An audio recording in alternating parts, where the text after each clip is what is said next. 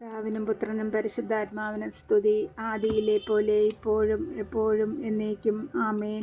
ത്രിയേക ദൈവമേ, അങ്ങേ സ്തുതിക്കുന്നു, ആരാധിക്കുന്നു, നന്ദിയോടെ മഹത്വപ്പെടുത്തുന്നു. ഇന്നൊരു പകൽക്കാലം തന്ന് അനുഗ്രഹിച്ച കൃപയ്ക്കായി നന്ദി പറയുന്നു. കർത്താവായ യേശുനാഥ, ഞങ്ങളെല്ലാവരെയും ഈ രാത്രിയുടെ യാമം വരെ പരിപാലിക്കുകയും ദൈവകൃപയിൽ നടത്തിയതിനായി നന്ദി പറയുന്നു. കർത്താവെ, അങ്ങയുടെ കരുതലിനും സ്നേഹത്തിനും എളിമയോടെ ഈ രാത്രിയിൽ അങ്ങയുടെ മുന്നിൽ വന്ന് മനസ്സാൽ സാഷ്ടാംഗം വീണ് നന്ദി പറയുന്നു.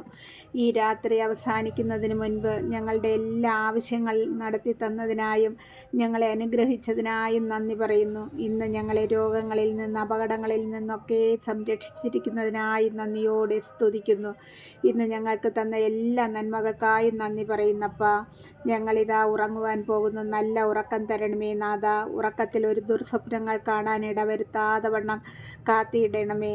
ഒരു അന്ധകാര ശക്തികളോ പൈശാചിക തന്ത്രങ്ങളോ വിഷജന്തുക്കളോ പ്രാണികളോ ഞങ്ങളെ ആരെയും ഉപദ്രവിപ്പാൻ ഇടവരാതെ വണ്ണം കാത്തുകൊള്ളണമേ നാഥ. ഒരു കള്ളന്മാരോ അക്രമികളോ ഞങ്ങളുടെ ഭവനങ്ങളിലോ കാമ്പൗണ്ടുകളിലോ കടന്നു വരുവാനോ നോട്ടം വയ്ക്കുവാനോ ഇടവരാതെ വണ്ണം അവിടുത്തെ മാലാഖമാരാൽ കോട്ട കെട്ടി സംരക്ഷണം തരണമേ അപ്പാ.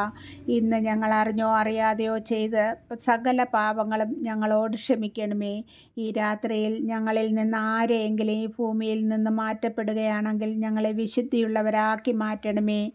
നമുക്ക് ഒരു തിരുവചനം വായിക്കാം. 5 മിനിറ്റ് നേരം നമ്മെ ഈശോയുടെ കരങ്ങളിൽ സമർപ്പിച്ച് പ്രഭാതം മുതൽ ഈ രാത്രിയുടെ യാമം വരെ ചെയ്ത കാര്യങ്ങൾ ഓർത്ത് ഈശോയ്ക്ക് നന്ദി പറയേണ്ടടുത്ത് നന്ദി പറയാം.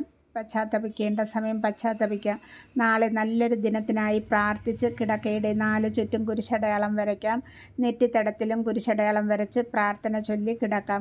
യാക്കോബ് ശ്ലീഹ എഴുതിയ ലേഖനത്തിൽ നിന്നും 3-ാം അധ്യായത്തിൻ്റെ 6 മുതലുള്ള വാക്യങ്ങൾ. നാവ് തീയാണ്, അത് ദുഷ്ടതയുടെ ഒരു ലോകം തന്നെയാണ്. നമ്മുടെ അവയവങ്ങളിലൊന്നായ അത് ശരീരം മുഴുവനെയും മലിനമാക്കുന്നു. നരകാഗ്നിയിൽ ജ്വലിക്കുന്ന ഈ നാവ് പ്രകൃതി ചക്രത്തെ ചുട്ടുപഴുപ്പിക്കുന്നു.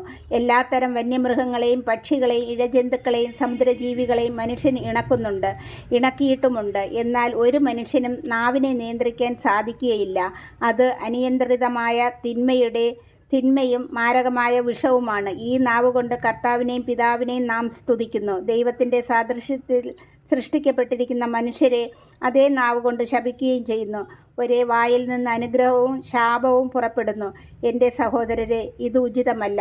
അരുവി ഒരേ ഉറവയിൽ നിന്ന് മധുരവും കയ്പും പുറപ്പെടുവിക്കുമോ? എൻ്റെ സഹോദരരെ, അത്തിവൃക്ഷത്തിന് ഒലിവ് ഫലങ്ങളോ മുന്തിരിവള്ളിക്ക് അത്തിപ്പഴങ്ങളോ പുറപ്പെടുവിക്കാൻ കഴിയുമോ? ഉപ്പിന് വെള്ളത്തെ മധുരീകരിക്കാനാകുമോ? ആമേൻ.